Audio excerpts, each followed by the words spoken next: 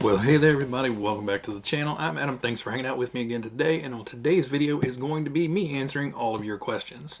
So if you didn't get a question in, obviously I'm not going to answer it, but there will be upcoming videos like this. I'm going to try to do them every few months, 2 to 3 months or so, and just kind of a recurring thing. So to kick it off, we've got a very well thought out hypothetical scenario from James Yoda Darkside over at Greenhawks RC.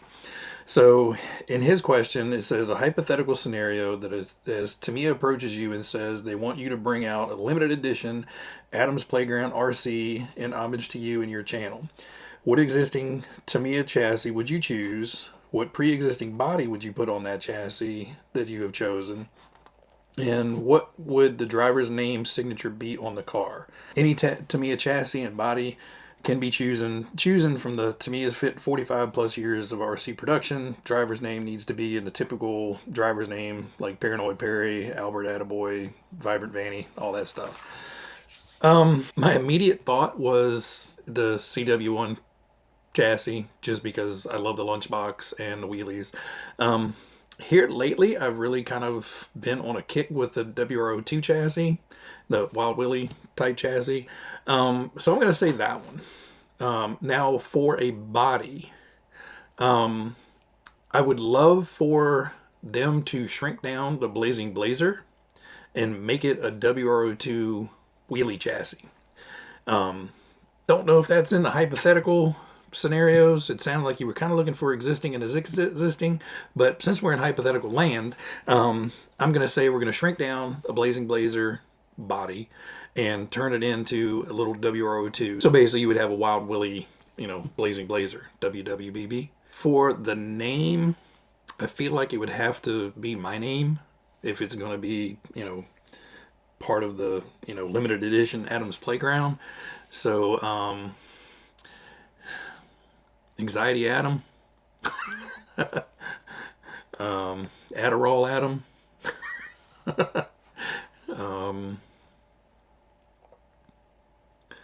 we'll go with Adventurous Addam.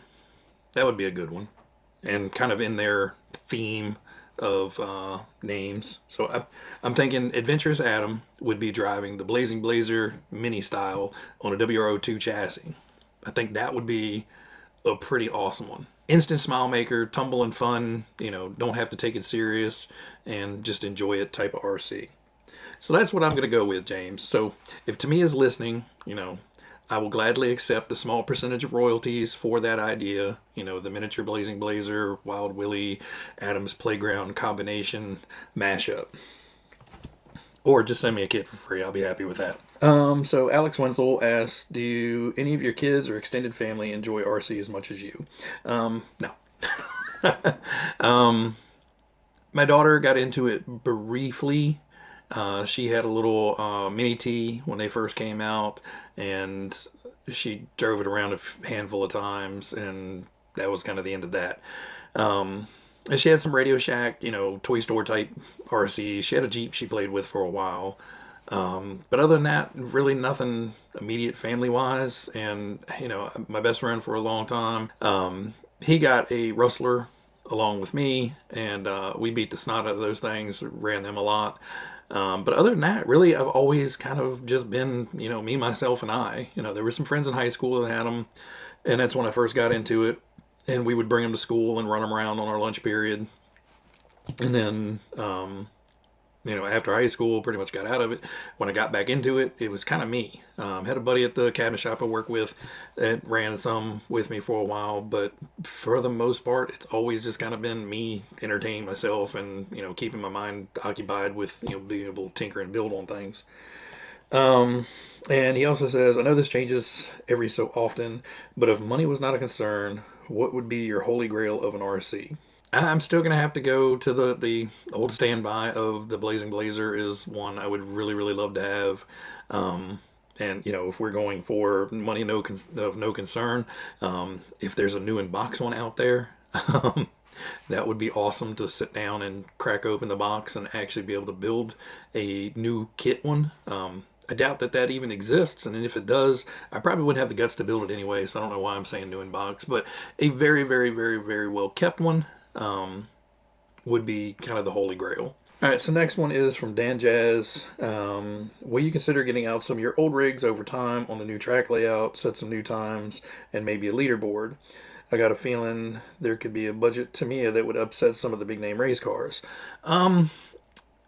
Dragging them back out, yes. I can see me taking some back out and, rerunning them on the new track. There were some that I was very reserved with running them before just because the jump, I didn't want to, flip them over and scratch them up.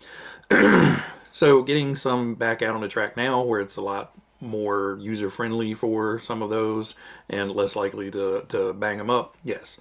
As far as the leaderboard and the time trials and all that stuff, I tried it, I really did, and I don't like it. Putting in the lap times, I'm fine with that. I don't mind doing that. Keeping up with the leaderboard has been a struggle for me for a long time. I'll get the video done and I'll get the times and I'll post it in the video, and then I'll forget to come down here and update the board. And next thing you know, we're 5 or 6 cars behind, and I just kind of gave up on it. I do want to give Craig over at OAGRC, he actually helped me out at one time to get me caught up. He actually went back and looked at some of the old videos and, sent me all the times from the I sent him pictures of the board, and he sent me the ones I needed to fill in. It was a big help, and I appreciate it, Craig. It just, I don't know, just for some reason, I don't have that competitiveness in me to, keep stacking them up and figuring them out.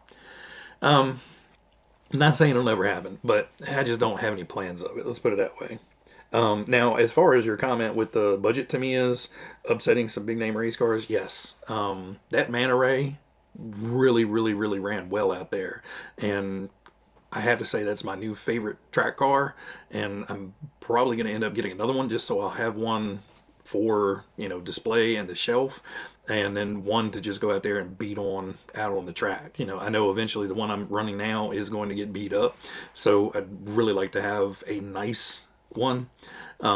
So sometime in the future I will probably pick up a second kit just to have one here. The way I can, once I've finished beating the snot out of this one, I'll have another one that I can actually display on the shelf and look nice.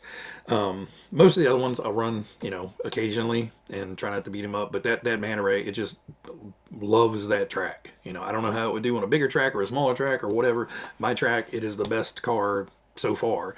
And I don't know if I have anything else here that will compete with it. So Rockpile asks, can you please explain your best sources for replacement wheels and tires? Yes, primarily Tamiya. Maybe you could explain how you figure out things like offset and cross compatibility. Wheels and tires are a royal pain in the butt to come across in some cases. Like Sandviper. You can still buy this kit online, and comes with the gray wheels and everything. You can't buy the stupid wheels. Tamiya USA has them as discontinued. I don't understand how you're still selling kits but discontinuing parts for them. The prime example is the MF-01X. You can buy the kits constantly, all day, every day, 4 or 5 different versions of it. But that F parts tree, the red parts tree, Tamiya USA has discontinued. So wheels and tires can be very, very tricky. On the Tamiya kits, I try to keep the Tamiya tires and wheels on them, but at this point, I have actually ventured over and started using, Kyosho tires on a Tamiya kit, or Schumacher wheels and tires on a Tamiya kit. My last Bai purchase, I specifically set out, I need to go to Bai, I need to find 2-wheel drive front and rear tires, especially the 2-wheel drive fronts that have the press and bearings for them, because a lot of my cars don't have the front hex that modern buggies run. The rears are, you can pretty much run any 2.2 rear on the rear of them with a 12 millimeter hex, no problem. Fronts are a big problem because most of the commercially available, race buggies now has a live axle in the front with the 12 millimeter hex. So you just screw the tire to it and you don't have bearings in the actual wheel. So yes, finding them can be a pain in the ass. eBay's a great place. You can get overcharged for them, so kind of know what your base prices are before you go in, and then just start crawling around. One place I will list it down below. It's called Hobby Monstro. It's a small little mom and pop shop down in Florida, and a lot of times they'll have wheels and tires in stock that nobody else has. So don't everybody go there all at once and go buy all the stuff. I think I do need some wheels and tires, so I may go there first. But I'll put the link in the description. But there are a ton of online RC retailers, but it's just a crawl. And sometimes the hunt is fun. It saves me from buying a new kit because I'm actually hunting parts instead of scrolling through and going, what kit would I like to buy. But at the same time, it can be very frustrating when you just cannot find the stuff you want. As far as offsets and all that stuff, I am terrible. I pretty much go with kind of what was on there and run the same or similar wheels. With Tamiya, most of their wheels have the standardized offset for kind of all across most of their buggies, but something like the BBX, they have kind of their own wheels and stuff for it. So like recently, I put new wheels and tires on this. So these are the Tamiya Astral wheels and tires. Now you have to be careful because the DTO3 comes with the Astral wheels and tires on it, but the DTO3 comes with these rear tires but hex front tires.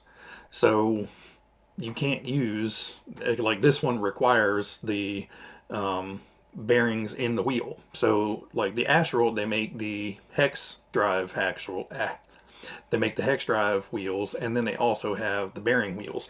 So you just kind of have to be careful what you're looking for and know what you're looking for, which can be difficult. TamiyaBase.com is a wonderful resource.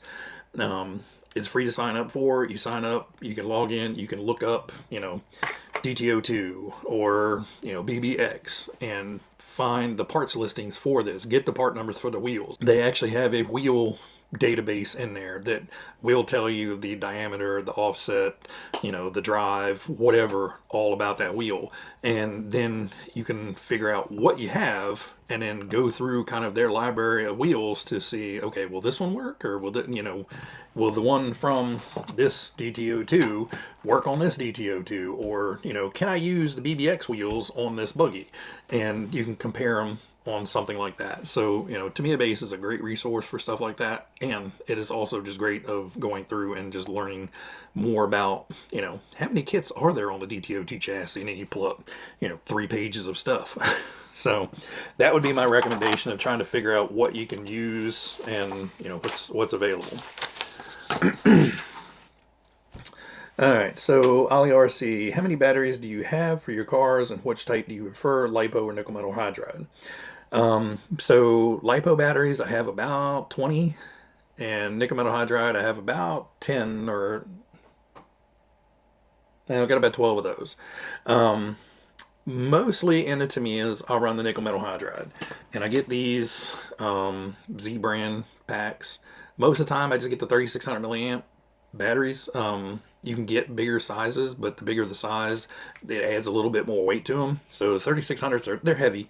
It's still a big, heavy pack, but not quite as heavy as some of their bigger packs. And usually they have these on Amazon for really good prices. I'll link a pair of these in the description below.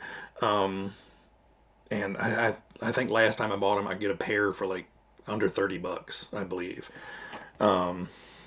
Actually, I think a pair was only like $23. So right now they have a 2-pack of them for $31.49, and then there is a 15% off coupon, and then there's also another 10% brand coupon. So I don't know what that is.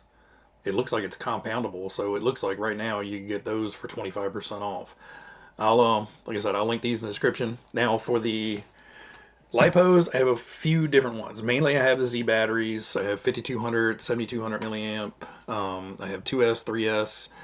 And then I also have some Turnigy batteries. I have some Ovonic batteries. I've got the Ovonic for the Arma Typhon. And then I have a couple of, what are they? The Urgenix batteries. Mostly I buy all my batteries on Amazon. I don't usually ever go to the hobby store and say, hey, I need to buy an overpriced battery. Most of the big brands, Spectrum and all those things, are just terribly overpriced for what they are. You know, I get Spectrum's got smart batteries and everything, but I prefer, you know, dumb packs and getting two for the price of one type thing. So, in general, Z brand, actually, I do have some Gold Bat batteries for my crawler. I got some 3S packs for those, and those have worked really well. I really haven't had any batteries that I've had complaints of, and so Z, Gold Bat, Ovonic, Urgenix. I've heard a lot of the CNHL batteries. That they've been really good. I know Phil just got some. I know Paul at Right Place, he's got Right Place, he's got some. Yeah, so there's so many companies out there selling batteries, and I think there's only a handful of companies actually making batteries. So it just depends on, you know, really what level of battery you're going to get. You know, if you're going to get, you know, a general basher battery, it's going to be a good battery. And you can pay a whole lot more and get a whole lot better batteries. So I'm not saying don't go out and buy a good battery if you're planning on racing. You know, you want that top level battery to make sure that the chemistry in there is absolutely top notch. But as you kind of go down the ladder, you know, the performance drops a little bit, but not a ton. So don't go out overspending on batteries. So that's kind of how I am on the batteries. His second question is, how do I break an electric motor? I've never done this, and I only know this from nitro cars, where I've seen videos of how it's done and how it affects and what effect it has on an electric motor. So the electric motors and the nitro motors, you're going to break in totally different. So nitro motor, you're going to run a whole gallon of gas through or a gallon of nitro through a car at low speeds and low RPMs, and you're going to slowly kind of work it up to break that motor in. Now on electric, it's there's two ways of doing it. There's the right way and the common way. The principle of breaking in a motor is you have a commutator in here, big round thing. Just think of the motor can as your commutator. Now you have a brush that is going to come up and push on each side of the commutator. One's a positive, one's a negative. So when that brush pushes up against it, when they're brand new, it's not going to seat perfectly around that motor. And when you run a lot of voltage and power through it, that not seating perfect is going to cause a lot of arcing and sparking between the brush trying to push the power into the motor and it's skipping around on this armature. So the principle of it is you run the motor at a very low voltage and it's running at a slower RPM and lower voltage, so you don't get that arcing in between the motor and the brush. And eventually that brush will find its perfect seat up against that motor commutator, and then you can up the voltage and run it as you would in a normal car. Now, the brushes now seem to be a whole lot better than the brushes of yesteryear, and most motors like these Tamiya 540s that come with the kits, they're a serrated brush. So down the face of the brush, it's serrated like a potato chip. The principle behind that is basically it's going to eat away that little ridged area really, really fast and allow that brush to fully seat up against the commutator quicker. So again, running it for 20-30 minutes should kind of wear in those brushes, and then you can actually look at the comm and see if it's shiny all the way around or if it still has like serrated lines in it. You can throw it back on for another 20-30 minutes, or you can bump up the voltage just a little bit more and run it for a little bit shorter. My preferred way of doing it is insert the motor into the car, plug this into the ESC, and then go out and drive it. I very, very, very rarely break in a motor. Now, if I have a really, really nice motor, yes, I will probably go ahead and spend the extra time and effort into breaking it in just to make sure it's done properly. A $15, brushed sealed can motor, I'm just gonna let her eat. Now, if you're running something that says, you know, if you're running 2 or 3S on a brush motor, then yes, it would kind of help to break it in because you are running higher voltages both on 2S and then much higher voltages on 3S. So running a 3S pack on a brand new unbroken in motor is probably not doing you any good, but it's going to wear in pretty quick and you're not going to have too much of an issue about it. Mitsuman. So my question is, with new projects always coming in, don't you ever worry about running out of space?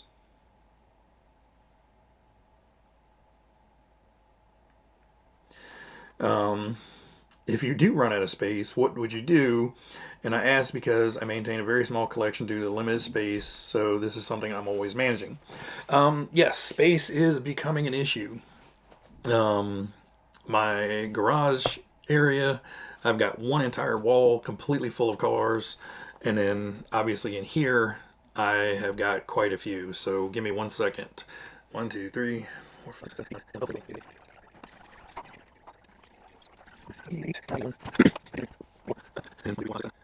So, quick in here count. There's 94 in here that are built or are already been built and just need to be kind of cleaned up and restored a little bit. Now, there's still another 7 or 8 over there in bins that are looking to be torn down and restored, and then you know there's 4 or 5 in boxes that are being torn down and restored, and then you've got another 10 or 12 in here that need to be built. Yeah, space is becoming the problem. So I do have some room out in the garage. I can clear some more stuff off the other wall and put up more shelving out there. But eventually I am going to have more than I know what to do with. And at some point, yes, I'm going to start having to clean out some. And, you know, I have a fair amount of ready to runs that those will probably be on the chopping block first. You know, the kits that I've actually sat here and built and painted and, you know, enjoyed all that process are much harder for me to get rid of than, say, a ready to run. You know, at some point, you know, I love my Gorgon, but at some point I won't have an issue really getting rid of that. I would get rid of that before I got rid of, say, the BBX or something that I built. Now, why do I get ready to runs? I get ready to run so I can beat the snot out of them and not have to worry about them like these. I mean, I can run the Gorgon, I can beat it up, I can put it back on the shelf dirty, and you know I don't care. This, if I take this out, I run it, I have to come in, I have to clean it up, I have to get it back as clean as I possibly can before it gets back on the shelf. Personal preference, I know, but you know it's kind of the way we roll. So space-wise, it is difficult, especially if you have a small space. I am blessed to have 2 different areas to store stuff in safely. But still, at some point it is just going to be overwhelming and just too much, and I'll have to start thinning the herd and you know getting rid of some of the models that I just don't ever touch or you know weren't all that impressed with, or you know like the ready to runs can start going. So I don't know. Totally side subject, but somewhat related. I have thought about doing the channel membership thing. I do have some that I would like to give away potentially in the future, but doing giveaways on the channel is problematic. But it's also a pain because you know I am going to be giving away some of the ones that have been run, and I don't like giving away stuff like that to just anybody and everybody. You know, if I'd feel bad if I gave something away and then somebody takes it out and then I didn't realize that something was cracked or broken from the previous run, and they drive it 15 feet away and the arm falls off or something. You know, if that happens to a brand new kit, not my fault, it just happened. But if it happens to something that either I built or, you know, I've run before, whatever the case may be. So I was thinking about doing like a channel membership thing and starting, you know, every 2 months or so giveaway on there. But let me know down in the description, guys, if you would be interested in anything like that. You know, we'd have to start out fairly small and then move up. You know, I can't afford to put all of you in RC cars, but I can definitely start thinning out some of definitely the ready to runs, the smaller ones, stuff that's been sent in to me that's sitting here. So just an idea. Sorry that wasn't really your question, but something that I've been thinking about, so I want to get your guys' feedback on it. So John Foster says, with so many RC projects and RC models completed and so many currently on the go, where do you get your inspiration for ideas for the projects? Do you have a particular favorite source for the ideas, or do you just get some of those eureka moments and they just come to you? So for the custom builds, a lot of times it is something I've seen before or seen something similar, and I just kind of go with that. Put my own spin on it. Getting ideas from the internet is great. Just put in, to me, a sand viper, go to image search and just start scrolling through. You're going to get 112 of the same looking thing, but occasionally you'll scroll past one and you're like, ooh, that's really cool looking. Now this one is stock. The stock one just has a generic yellow paint, and I did this one in fluorescent yellow. Personally, I just did it because I don't really care that much for just plain yellow, and the fluorescent yellow really pops, and so I like this much better than the plain. The BBX. This was just something to where I had seen random people doing other colors besides the stock color, and I was like, huh, what color would I like to see on it? And just decided, well, we're going to try metallic purple and see how that works out. And it worked out really well. Thankfully, the BBX and some of the other ones like this one, you can paint them in tons of different colors and they look awesome. And in some kits, anytime anybody paints it a different color, it's like, ugh. So like the custom ones, I did see somebody else that had done this with a Disney Mater RC and put it on WR2 chassis. I had no idea how they did it, but I bought the body, and then I ended up getting another WR2 chassis and combining the two. Now, it does take some figure it out yourself, but if it's been done once, you should should be able to kind of figure it out. Now, another good example is Herbie. There's been a million different Herbies, and so many of them are the identical thing, and so many of them are, their own take of it, or they made it the closest they could to the movie.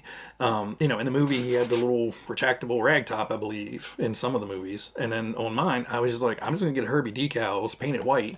And then all I did was just come in and muddy it up with some airbrush paint and make it dirty like he just got done running the Baja, because with this chassis it looks like it should be running the Baja. So this one I had actually begun painting the body for somebody else and got all the pink on there, and went to spray the white on there and then set the body down so it would dry, and then the pink bled into the white. Since this was for somebody else, I had to order another body and paint that correctly, or strip the body and do all that, and I didn't feel like doing that because it wasn't my body. So got a new body, got it done, and then I was stuck with this body. I already have a frog, so I already had one painted correctly. So I did the same thing on this one. I just airbrushed a whole bunch of mud and dirt and everything on the top of it, sealed it up with some clear matte, and turned it into something completely different and saved the wreck paint job. I really don't think you can tell too much where the paint bled in, because I've kind of covered it up with all the dirt and dust. So I think once you start getting into, doing your own thing, you're not really doing your own thing. You're kind of doing something similar to something you saw that kind of looked cool, but you want to change it up a little bit. I think at this point, there's been so many really creative people doing so many cool things with RCs. It's surprising when you see something that is truly original. Now, I'm not saying that doesn't happen. You go on Instagram and start scrolling through pictures of RC cars and be like, dude, I have never seen anything like that. Or you did that with that. So I'm not saying it doesn't happen, but in general, imitation happens an awful lot. So don't think you have to go out and climb your own tree. You can just stand back, look at the tree that's already there and be like, I like that one. Let me see if I can do that. That's kind of the way I do a lot of things. So Michael Dorch asks, you're a creative person. Thank you. Have you ever thought about trying to make a crawler out of a non-crawling chassis? Have you ever thought about doing a long-term study of an inexpensive car or RC rock crawler? And where would you run an RC car, truck, or crawler hard to see if it would hold up. Would you run on a track, in the woods, on the rocks, bad weather, snow, etc.? So I have made 2 crawlers out of non-crawler trucks, and this was way back in the day when RC rock crawling first kind of surfaced and there was nobody making rock crawling kits. I will link the videos down below. One of them was built off of an HPI Wheelie King chassis, and that kit, it was meant to be something like the Lunchbox. You know, it was just designed to do wheelies and just run around and have fun with. And it was really fun when I got it, but after a while, you got tired of it because all it wanted to do was wheelies. I took that, converted it to 4-wheel drive. It ran better because it was 4-wheel drive, and then I just gutted the whole thing. So I basically stole the front and rear axles out of it, drive shafts, the transmission. I actually clocked the transmission and motor to lower the center of gravity on it. Made a twin vertical plate chassis for it, custom links, all that jazz, and then turned it into a rock crawler. Had 4-wheel steering on it and all that good stuff. Now I also did a clodbuster, turned that from a clodbuster into a crawler long before there were commercially available kits to do that. Neither one of them worked great. One, I didn't know anything about, proper suspension geometry and everything. I just tried to keep the pinion angles in line with the, drive shaft so nothing would be binding up, and, just cycled it through. And if it felt fine, that's kind of where we made the links. Just trial and error, really. Now, as far as testing or long-term, reviews, I'm terrible at stuff like that. Mainly because I, forget to go back to it. I have severe shiny object syndrome. So if there's something new sitting over there, up there, over there, over there, I'm going to forget to take that out and run it again.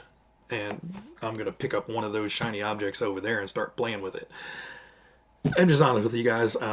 It's hard for me to go back and be diligent to say, we're going to do a 1-year review of this car, and I'm going to forget all about that in 3 months or 3 days.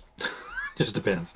Now, as far as testing, I don't intentionally go out there and try to test things.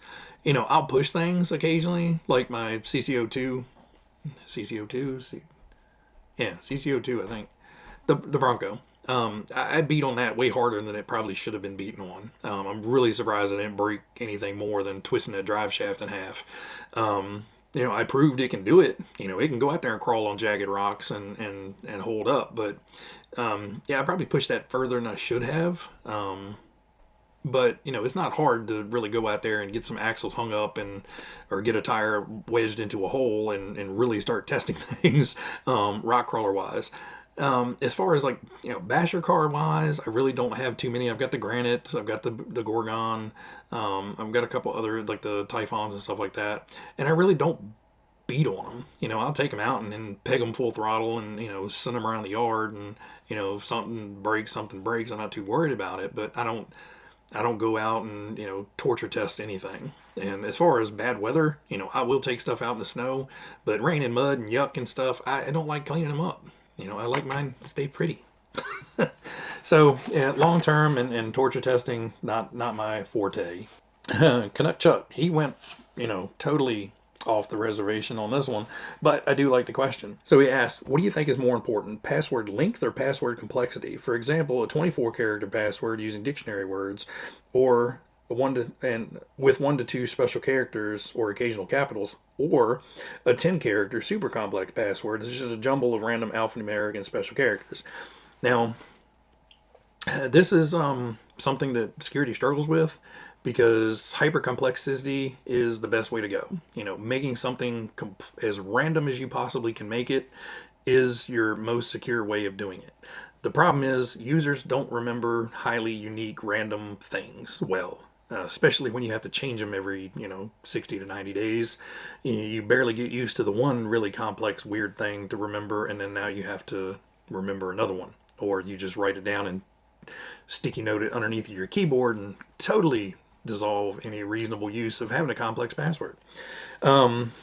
But a 10 character, more complex password that, is a passphrase with, special characters in there that is fairly easy to remember, but very hard to crack is kind of the best way to go. Dictionary words are terrible. I don't care what dictionary word it is, they're terrible because those things get cracked so quick nowadays just with using a MacBook or, hell, even a Chromebook can break a lot of those. But yes, smaller and more complex I would go for all day than, Bob's password ABC123 is going to get cracked real fast versus some passphrase that Bob created about his favorite movie or something like that. But yeah, that was a very unique question and one that I have dealt with many times before in the past and fought with users on. So this question comes from Glenn over at Riviera RC. On the question front, and this has to do with speedruns. We both took part in 2 challenges this year, but for next year's Poor Boys speedrun challenge, what would you like to see used? A buggy, a trail truck, touring car, on-road car, etc., etc. Personally, I like the ones that are more unique to make things go fast. Like the lunchbox, I had a lot of fun with that one because that is a horrid thing to try to get to go fast. It's top heavy, short wheelbase, it wants to wheelie, has no front end contact under power, and you really have to fiddle fart with it to get it to go. Now the first year there was a kind of free for all of things. And I'm not calling anybody out, I'm not complaining at all. Unfortunately, there was a rift between parts availability and how well you could come up with a way to make it go fast. So a lot of guys were just trying to throw a fast brushless system in it and hope for the best. But then you had guys like Bryce, on the other hand, who are extremely talented engineers and have the tools and the mindset to be able to re-engineer a gearbox and custom print 3D gears to put into that gearbox. Now again, I'm not bashing on Bryce. He did everything within the rules of the challenge and got a hell of a fast lunchbox out of it. And then the TTO2s, more things were put into play of what you can and can't do. And then, with any challenge or competition, people are going to, kind of start flexing and bending rules to, get that competitive edge. And some people weren't, very happy with it. So Phil this year tried to do his best once again. He's learning every year, and kudos to him for doing this because I wouldn't want all that headache. But he tried to get 3 different classes. You have your bargain basement class of, you're just going to throw on some hop-ups and a fast motor, and you're going to do it brushed. And then you're going to have, your first floor of, well, you're going to do standard, off-the-shelf parts and pieces, and you're going to run brushless. And then you got option 3 is, the unlimited class. Have fun, Bryce, go do what you do, and create the fastest thing you possibly can. And we saw, tremendous speeds out of all 3 classes. There wasn't a whole lot of difference between the brush class and the brushless class, but there was a huge pile of competition in all 3 classes, and it was really fun. Now, they all have their challenges. The lunchbox, again, it's a flying brick that does wheelies. It was not easy to get it to go fast. The TTO2s, a sloppy car overall and terrible gearing in it that made it very difficult to get it to go fast. And in this year, the MF-01X, still kind of sloppy, all over the place, short wheelbase, twitchy, tiny little thing that was not easy to get to go fast and, keep on its tires or away from posts. I want to stick with that theme of taking something that, shouldn't go fast and make it go fast, but you also have to keep it at a reasonable price point to let everybody be able to enjoy it, and also have a commonly available kit to where anybody and everybody can join in and not be excluded. So for me personally, I'd love to see something like the 6x6s, the Kong head, the school bus. I don't think anybody's going to take the Volvo out, but that GF06 6x6 chassis, and run whatever body you want to on it. And you could break it up into classes, same you did this time. But the only problem with that is it is a more expensive kit. You're looking at $200, $200+ for the kit, which takes a lot of people out. Not everybody has a 6x6. Not everybody wants a 6x6. So I think probably overall a buggy platform would probably be the best. We've done we did the DTO2 challenge with Peter over at CW01 Creations, and that was a lot of fun. And I think something along that lines would be great. But again, it has to be something fairly common. So maybe a TTO2B. It's a little bit close to what we've already done. Let's see what else. I don't even want to say it, but Grasshopper maybe. You would have to get really damn creative to. Yeah. But the problem with something like a Grasshopper is you would have to have stock suspension class, modified suspension class, and then just completely, do what the hell you want to do class. But I don't know. It's going to be interesting to see what happens. I know Phil is planning on, reaching out to others and getting feedback and, kind of making it a community decision a little bit more with select folks. I don't know if he's going to put it up as a poll to let anybody and everybody into it, but I do know he had talked about having plans of collaborating with others to figure it out. If I'm part of that, sure, great, I'd be more than happy to. But if he just goes public and everybody can chime in on the website, that would be great too. Get everybody's feedback more than just a couple knuckleheads with a bunch of RC sitting behind him. So yeah, I don't know. The wonderful Craig over at the OAG. So Craig over at the OAG RC. Lots of projects as always. Mini OAG wants to know what your favorite color is, and I want to know what your favorite Tamiya RC color paint is. Overall, I would have to say probably blue is my favorite color.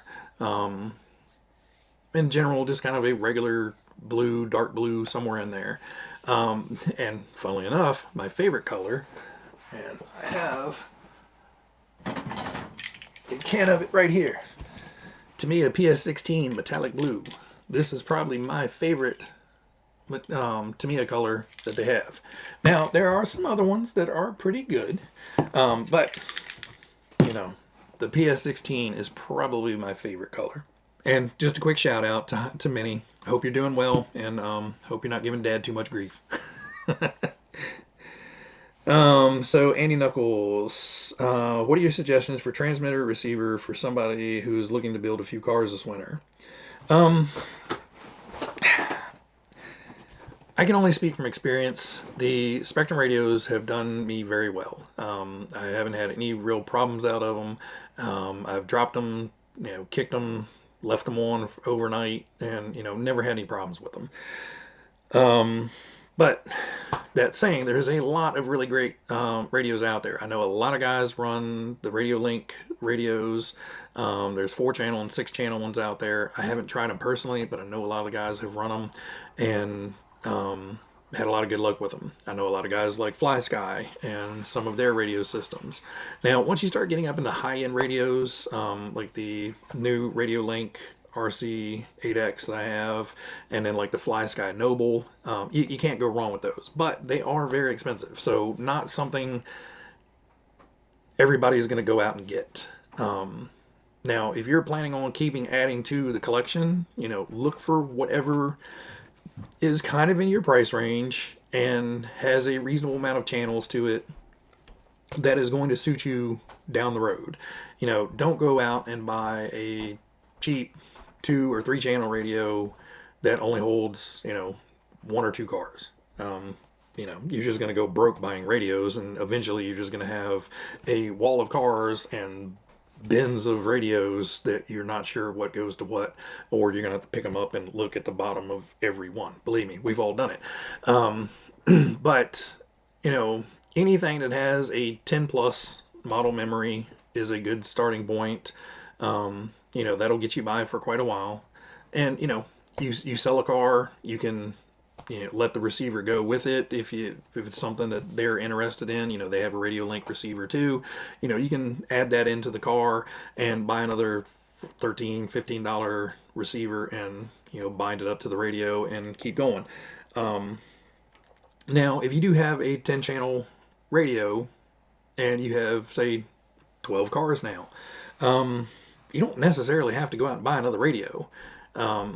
Just pick two of the ones that you don't run or that are broken and you're not sure when you're going to get back to them, and clear those off there and bind the other two to it. I did that for a long time, and you know, you just have to cycle through it and bind it, and you know, it takes 5-10 minutes to get a car bound and set up from the different changes, but you know, it sure beats buying a $150 radio. So but the Spectrum ones, like I said, I've had really good luck with them. I really like this RC8X from Radio Link that they sent over. But again, I'm still learning that one, so you know, don't quote me and saying it's a super great radio. But I'm really liking it. I know the Fly Sky Nobles. Everybody that has one has said nothing but good things about them. Eventually, I would like to get one to try it out, but you don't have to go that high up. You know, Futaba makes great radios. Sanwa makes great radios. Airtronics, if they're still making radios, they used to make really good. I think Sanwa and Airtronics are the same thing now, I believe. But yeah, I mean, there's tons of them out there. But I would say personally, from feedback I've gotten from other people, the Radio Link, it was the FSG6 or something like that. I can't remember what it is one that a lot of guys use, because having those extra channels, you may not use them now, but you know, you start building anything custom and you're adding lights to it. You know, hey, I can turn these lights on with this button, I can turn these lights on with these buttons. Or you know, you get into rock crawling that you didn't expect to get into. Well, now I got a winch controller that I can use right here on my radio. Or you know, there's tons of different things to think about. But I guess the biggest lesson from all that is, don't shoot for the moon if you only have 5 cars. You know, you don't need 200 model memory and every setting under the sun if you only have 5 cars. But don't limit yourself by buying something that only holds 10 cars on there if you already have, you know, 8, because no time soon you're going to be, you know, needing a new radio. And stick within your budget, don't go nuts. Oh, we did have one other question, so sorry. Do all Tamiyas have the same pinning pitch? Now, no. The most common one is Mod 6 or Mod 06 across them, and that is roughly 32 pitch. But there are, you know, 48 pitch, and the Mod 08s. The original Tamiyas, I think, came out with 32 pitch gears, and then they went to Mod 6. So no, they're not all the same in every one. And just like everything else with RC, eventually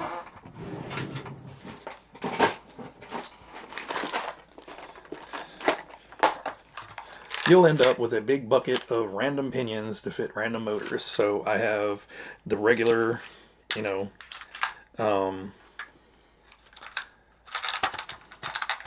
so, you know, I have the regular 3mm shaft, then I have 5mm shaft ones, and then you have 32 pitch and 48 pitch and Mod 6 and Mod 1, and, you know.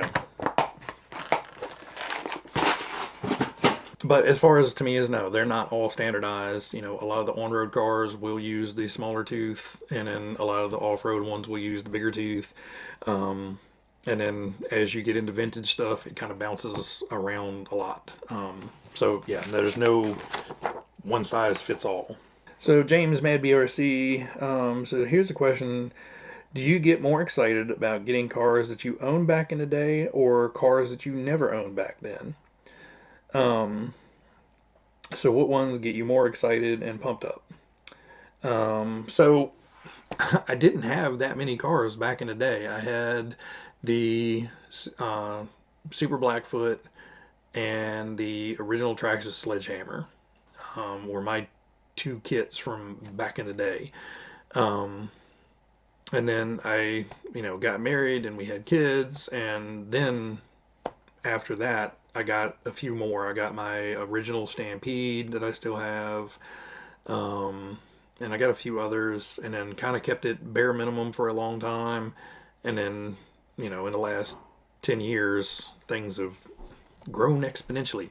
But I would say what really drives all of this is all the cars and the RC car magazines that I grew up drooling over and wanting, I know I've told this story before, but I would literally, the magazine would show up that day and I would sit down and I would say, ooh, that truck right there, that's awesome. And then I would write that truck down. And then I would go into the back to like the Tower Hobby section and the other hobby shop sections in the back. And I'd be like, okay, well, we're going to get that truck. We're going to put this speed controller in there. We're going to put this motor in there. We're going to put this servo in. We're going to use this radio system. And I would just go through and I would just build the entire truck exactly how I wanted it. And then I would flip through to another couple pages and I'd do that to another car and be like, oh, that looks awesome. And then just do that over and over and over again. And I would have, 10 pages of crap. Ideas, and I'm going to paint it in this color and I'm going to use this splatter paint. No, I'm going to put flames on this one and all this stuff. So yeah, a lot of imagination back then, and a lot of it's still there, but I can actually afford to get some of them now. So I would say the ones that I missed out on that I drooled over in the catalogs and the magazines back then are the ones that really get me excited. So I'm actually going to go back and re-answer this question because I literally just rambled on for 10 minutes incoherently about everything and anything besides answering James' questions. So James asked, why do you do this hobby in the first place, Adam? What are your main personal reasons for you? So I'm going to abbreviate all of what I just said into a couple different categories. So one, it's I'm a tinkerer. I love building. I love, taking something and turning it into something. So taking these out of the box, parts trees and hardware, and then boom, next thing you know, it's built. I painted it. I built it. It's mine. And that in itself is a lot of satisfaction and fun for me. The other part is, they're just fun, to look at them, to drive them, to build them. And things have changed so much from when I started the hobby to now. When I started the hobby, I just wanted to smash and bash and run through every mud puddle I could find. And it was the absolute worst thing I could have ever done to that truck. And that's why it was a ragged, tired, sloppy pile of crap when I got rid of it. Now, I'm the opposite end. I don't want them muddy. I don't want them grungy. I don't want them wet. And, it's just personal preference. Things evolve over time. 15, 20 years ago, when I was starting to get back into the hobby and buying a few kits, I would see and hear stuff about these giant collections and, new in box. And I'm like, what the hell are these people doing? Why do you need 200 RC cars? You can't possibly drive them all. And why would you keep one in the box? That's just stupid. It's meant to be built and run. And now I have 5 or 6 that are new in box, and I probably won't build them. And I have walls of cars that rarely get driven, hardly ever. Things change. Like I said, it has evolved from day one to where we're at now, and I'm sure it's going to keep evolving. But I never in my wildest dreams imagined I would have 200 some odd cars and bins of parts and pieces and accessories and all this stuff sitting here ready to go. Never even crossed my mind that would happen, but here we are. And like I said, the evolution of it has changed. When I started the channel, I probably had 15, 20 cars and trucks and stuff. And like I said, now I have over 200. And the channel has fed all that. Now, I've had a lot of help, believe me. The RC Elf was a huge help to me. And I will never forget him, and I can never repay him for all he's done for the channel. But, it's just one of those things to where I didn't intend this channel to be a giant RC channel. I intended to... Actually, I started this channel to shut people up because people kept telling me, you need to start a channel, you need to start a channel. And I'm like, fine, I'll start a channel. What am I going to do it on? I have no idea. I posted some random videos and nobody watched them. And then I posted a couple RC videos and then people started watching those. And I'm like, people seem to like the RC stuff. Well, I like RC stuff, so I did a couple more videos and then more people started watching. And it's just snowballed into this giant thing that it is now. Why I do it is I love to be able to build something and make something out of parts and pieces, to be able to break something and fix it, or break something and there's not parts available and make something to fix it. I've done that more than enough times. But you know, now it has turned more. At one point, I was into, you know, get it the fastest thing I can and run it as hard as I can. And then it turned into, well, you know, let's slow down a little bit. Let's do some track stuff. And then that was a while. And then we turned into like, oh, well, we should do some slower stuff and, you know, get into the crawling. And then now I'm kind of like into pretty much everything. So, why I do it, I think it's a medical imbalance, but I'm having fun with it. So, Outback Australia asks, what is your favorite RC at the moment? Favorite RC at the moment is still the Manta Ray. I had a really good time building that car. Everything went right. There was no real quirks or issues with it. And when it got done, I took it out on the track. I was blown away. It drove really, really, really well. And for the $125 that I spent on that kit, it has got to be the best little track car I have for that price point. And I know I don't have anything else in that price point that will beat it. The TTO2 is probably close to it, but I know I can get faster laps with that Manta Ray, and it just goes. It doesn't care. It just goes.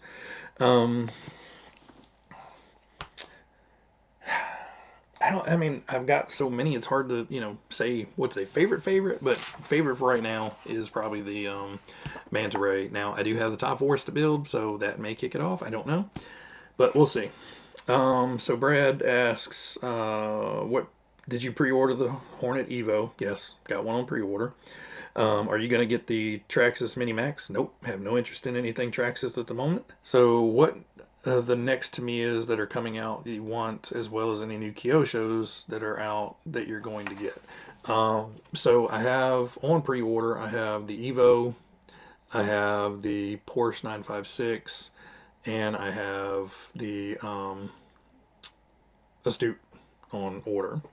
And those are going to wrap it up for the year. Right now, I don't have any plans on getting any other Tamiyas or any other Kyoshos at the moment. I did pick up a new Ready to Run, which you guys will see that shortly, or you may have already seen it, but I did pick up a new Ready to Run from the hobby shop the other day. But, you know, what they come out with next year, who knows? You know, we should be finding out what Tamiya's launching, their big launch in February, usually, end of January, beginning of February, somewhere in there. And, you know, one thing I'm hoping for next year, and it's, you know, this was kind of timely because I just saw Eric's video on it, but the Bearhawk turns 40 next year. So I would love to see them re-release the Bearhawk next year. Are they going to do it? Who knows? But that's one I would really love to see them do next year. It'd be a great 40th anniversary one for them to do, and one that I know a lot of people would love to see come back out because they've never re-released that one. So we'll see. Kashmiri asked, how is the RC community where you're at? Probably much larger than I know about. I really don't do much anything outside of myself. Now, Al from Spare Time RC is not too far away, and I have gone over there before, and sadly, my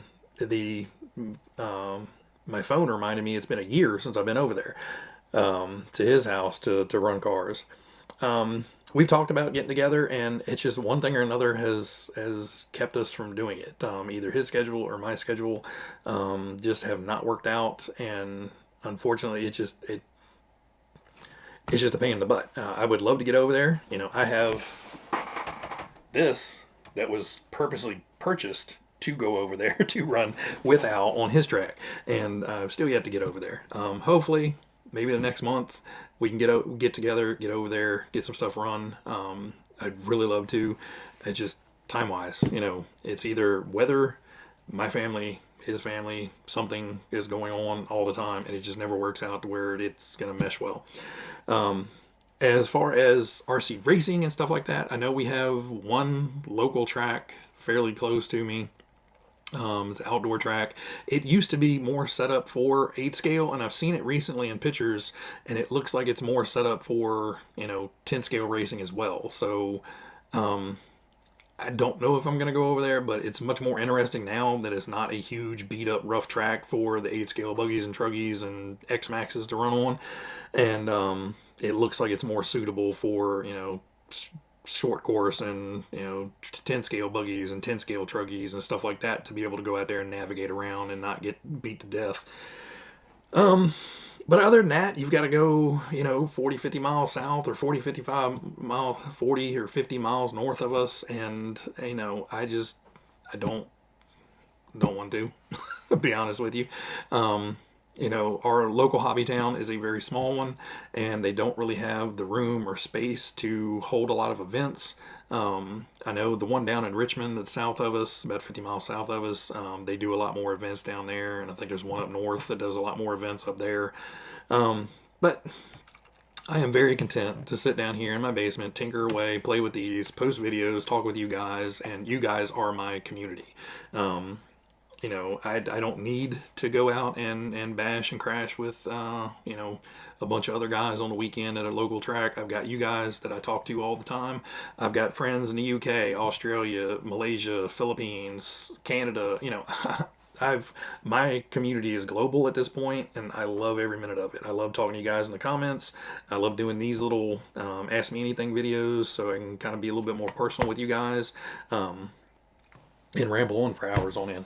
But yes, you guys are my community, and that community is awesome. Locally, yeah. So, Hey Dad RC, it's nice to see the current trend of companies pumping out smaller scale, affordable RTRs. Do you think this trend will continue?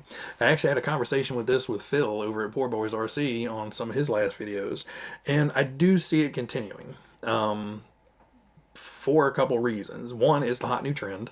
And trends come and go in RC. They always have, they always will. Some stick around a lot longer than others, and some, bottle rocket and blow up and fizzle out pretty quick. RC drag racing, for instance, 2 years ago, well, yeah, a little over 2 years ago, RC drag racing, what is that? All you know about RC drag racing was the guys that went on the little prepared tracks with their super special drag racers. And then no prep came along and just absolutely exploded. You couldn't go anywhere or read anything or see anything online without seeing, no prep, no prep, no prep, no prep. And now you can buy those kits for, pennies on the dollar. And, you go to Marketplace and they're selling them all over the place. It shot to the top and it just sank almost as quick as it shot up there. But the little RTRs, I think, will stick around for a couple reasons. One, they are more affordable for now. Two, you don't need a lot of room or space to run them, so they are a little bit more attractive than, say, bigger ones like this, to parents and, users alike. And three, companies are making a butt ton of money on them. The Mojave Grom and the Typhon Grom and those two kits have been selling like crazy, and they can't keep up with the demand. And now they're coming out with the brushless ones, and the brushless ones are going to sell like crazy. And it's going to continue. And I think the manufacturers love it because they can ship basically 2 of those kits for the price of 1. When you're looking at the price of an RC, you're looking at the R&D, you're looking at the R&D, you're looking at the marketing, you're looking at the sales, you're looking at the, blah, blah, blah. And then you're looking at the shipping. At this point, shipping is probably a third of the cost of an RC for a manufacturer, because it has to get from Taiwan or Indonesia or wherever it's made to the US or Canada or whatever. And you're not only paying for container freight, which is still at an all-time premium, and then you hit the shore, well, then you've got rail freight and then truck freight and then local freight and all that stuff to get it to a distributor. And so to be able to ship 2 small boxes for the same cost as 1 big box, or even 3 small boxes for the price of 1 big box, well, you can still charge a fairly good premium for that car. And, these other 2 are free profit on those shipping. because it's not necessarily about weight. You know, obviously weight does come into play, but volume is where you're losing money on big kits, and that's why these big kits cost so damn much money. One, they can charge for them, but two, they're also taking up a ton of space on a pallet. So I think that the manufacturers are loving it because you can buy cheaper materials. You're using less materials. You're using less space. Shipping is much better.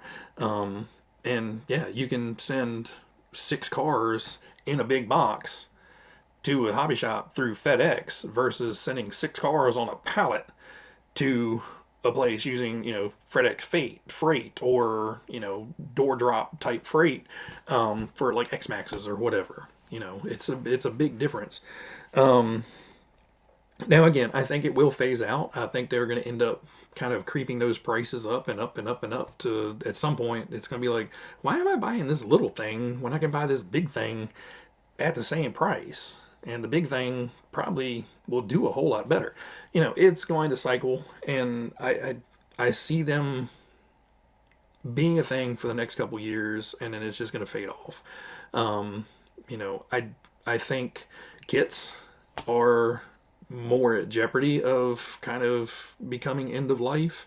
Thankfully, Tamiya doesn't seem to be slowing down, and some of the other companies are realizing that retro kits are very sought after. So I'm hoping the kit market doesn't collapse, but I know eventually, once those old timers start falling off quicker and faster, you know, the demand for these are going to go down and down, and then eventually kit versions are just going to die off completely, and everything is going to be ready to run. But, you know, hell, in 10 years, everything may go virtual reality anyway, and we'll all just be, you know, playing VRC on headsets with, you know, who knows.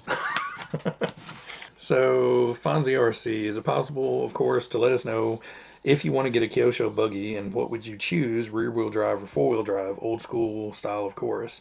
I know you prefer Tamiya, but I thought I could pick your brain. I love Kyosho. The problem with the Kyosho is they're so damn expensive.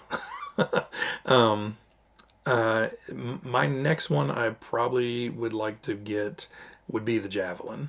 I just absolutely love the look of that car. The Kyosho four-wheel drive kits run super well. And on that one, I actually may go with the chain drive on it. You know, it won't be quiet, but, you know, it's one of those things. I have what, 3? 1, 2, 3. Yeah, I've got 3 Kyosho belt drive cars here now. I've got the Optima Gold, and then the Optima Pro.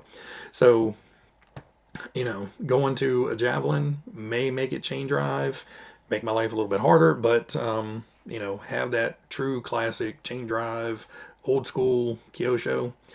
The two-wheel drive ones I love too. I've got the Tomahawk, I've got the Turbo Scorpion. I think that's it for the two-wheel drives. I would like to get the Beetle, and eventually the Scorpion, just to kind of round out the collection there. But yeah, for old school Kyosho, I think the next purchase will probably be a Javelin. But yeah, more than likely that's going to be it. Speeder Edwards, why does Holiday Buggy manual and box art have the shocks upside down?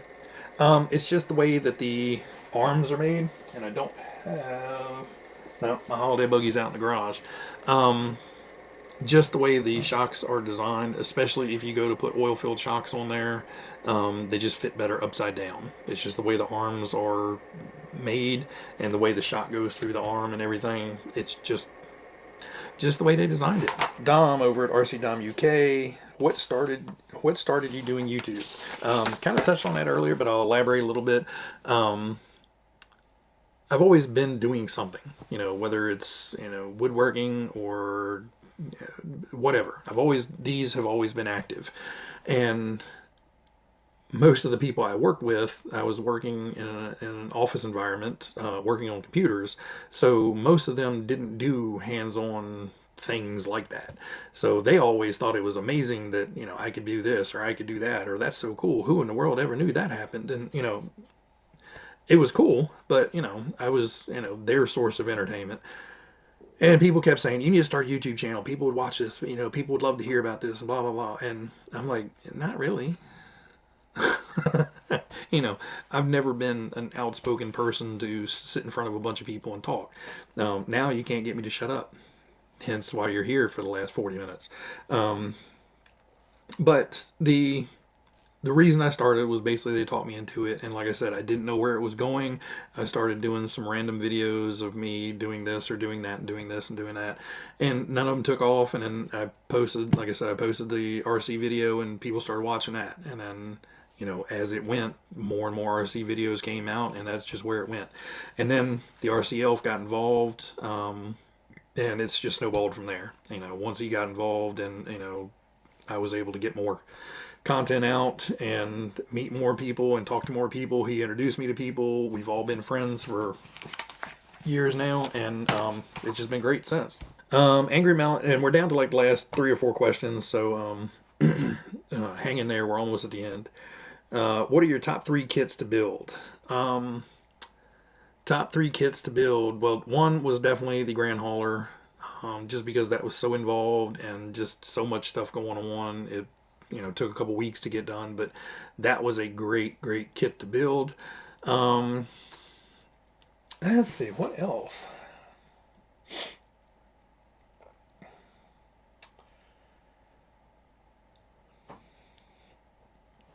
I would say probably the, other than the issues with the manual and the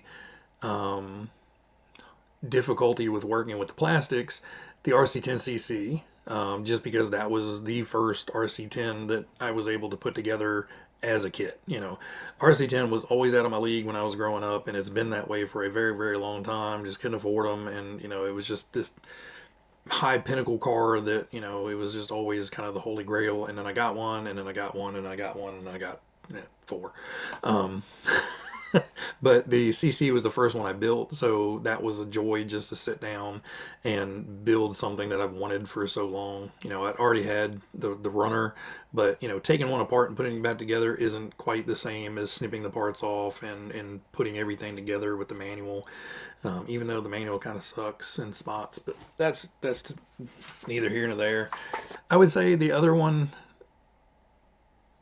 and this may be over top of the Grand Hauler, but the Mutts Cuts van, the lunchbox, mostly because I had no idea how in the world that thing was going to turn out. I had the idea of how to do it, and I kind of thought it in my head over and over again about, well, how am I going to do that? How am I going to do that? How am I going to do that? How am I going to do this?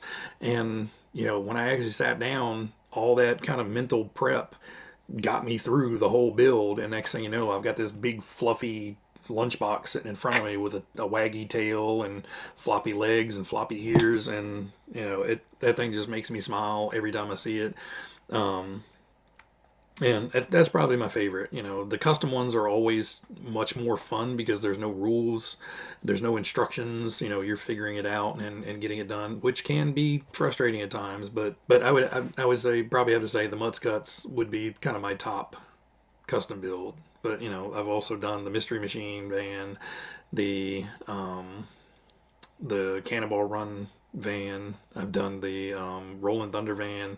So all of those have been fun, but that Mutts Cuts one is probably the best. And this one was funny because Jay's Quality Parts said, I have a question. Oh, never mind. I can't ask that on RC channel. Well, CJ, when a man and a woman really love each other, I'm not going to get into it, but you know, I told him to hit me up on email, and he didn't. RC Outback Australia asked their second question. What are your thoughts on the new Hornet Evo, and do you think they'll run that Evo design through their whole chassis range? I both like it, and there's a little part of me that dislikes it. Now, I do like it a lot. I like the fact that they're taking a classic buggy. They left the looks pretty much the same. Now, they did change the decals, which, you know, I don't mind necessarily the decals. You know, they kept it very close to the original. They just put the flames, they added the flame design to the back of the decal, which is fine. But changing it up to give it more performance and making it, taking old to new, I like a lot. You know, you're still, especially if you're going to continue to offer the classic, I don't want them to do away with the classics, because there's still a ton of people that would love to have an original Hornet and go through that and build it and listen to it and watch it go jack it all the way across the yard. But there are a lot of us that have that and have experienced that over and over again, Grasshopper and Hornet and all those. And, you know, we've all sat there and thought, man, it'd be so great if this thing had a better rear suspension. This would be a great car if this had a better suspension. And now we have one. And from what it looks like, it is a lot better. I saw Greg over at RC Driver drive his around, and it was really hucking it out there, and you know, it didn't get upset at all. So I am looking forward to it. Will they run it on the other chassis designs? I want to say no, but it's kind of hard to imagine them going through all that engineering to redesign the chassis and get all that stuff to work on that Hopper chassis and not do it to any of the other ones. Whether we'll see like a Hopper Evo or something like that in the future, maybe. I think with all the hype around the Hornet Evo and probably how many units they've already pre-sold, somebody at Tamiya's going, you know what, maybe we should do that on the Grasshopper. That would be pretty cool. So, you know, if they do it, more than likely I'll probably get one, because it looks like that Hornet Evo runs really, really well. Now, proof's going to be in the pudding once everybody gets in their hands and starts running it around. Do we have weaknesses? Do we have, you know, some misdesign thing that could have been improved that, you know, fails on everybody's car and everybody's having to reorder parts and stuff? Who knows? But right up front, from what Greg put it through, it seems like it's pretty tough. So last but not least, we have Troy Cuts Forth, and basically what he's asking is, for the Tamiya kits, do I have bearings and screw kits that I personally use? For all my Tamiyas, I pretty much just use TRB bearings. It's here, these guys, TRB bearings. It's actually TRB RC. But if you just put TRB bearings in Google search, it'll come up. He has great deals on bearings, so if you buy a specific bearing kit, you're going to pay, you know, 13 to 18 bucks usually for just a generic kit. If you buy 2 or 3 kits, he'll discount the price a little bit. I buy mine all in bulk.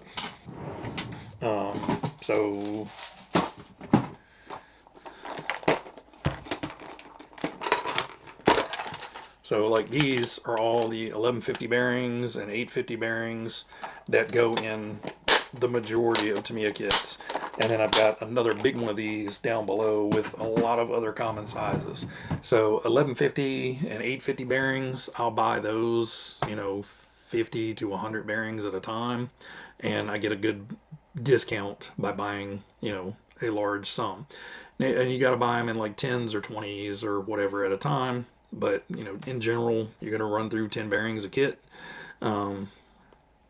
So I just plan ahead, and, you know, I'm like, oh, I need about 70 to get all those done. And I'll look, see what I have, and I'll order to make sure I have more than enough to do what I need to do. Plus, if anything goes wrong or I get another kit that I'm rebuilding or something, I can replace all the bearings in there. I go through a lot of bearings.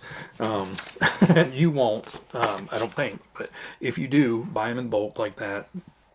Buy common sizes, and you'll save a lot of money. But like I said, if you know you have plans of getting this kit, look, see what bearings they are. You may be able to buy, you know, they may all be 1150 and 850 bearings. So you may be able to buy, say, a 10 piece of the 850 bearings and then 2 20 packs of, you know, 1150 bearings a lot cheaper than you can buy 3 individual little kits for.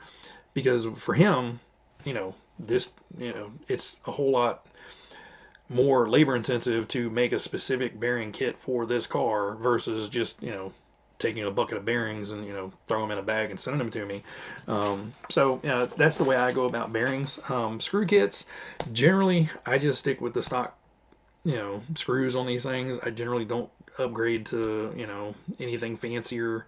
I don't need titanium. I don't need stainless steel, all that stuff. If I was going to, I would probably use Team K&K. to go through them and get the screws and stuff through there. He usually has a very good selection of all of that stuff. And then for me personally, I'll go to eBay, and there's a lot of sellers that are stripping down kits, and they'll have a lot of extra screw sets available, and they'll be, you know, selling them for next to nothing. I know recently I bought 4 or 5 screw kits for what was it? I don't even remember what car it was for, but it had all kinds of screws in there. I think I got them for like $3 or $4 for per big bag of screws for the whole kit. And, you know, I just put them in my little storage bins and use them out of that. So, but yeah, K&K would be the ones I would go to if I was buying screws. All right, guys. Well, I hope you guys enjoyed that. I know it's been a long one. They always are, but I really enjoy doing these. I really appreciate all you guys asking the really cool questions, whether they were sarcastic, serious, off the rails, whatever. It doesn't matter. I enjoy doing these. I hope you guys enjoyed watching. And until the next one, guys, everybody out there, you guys be happy, be healthy, be safe, and I will see you then. Bye.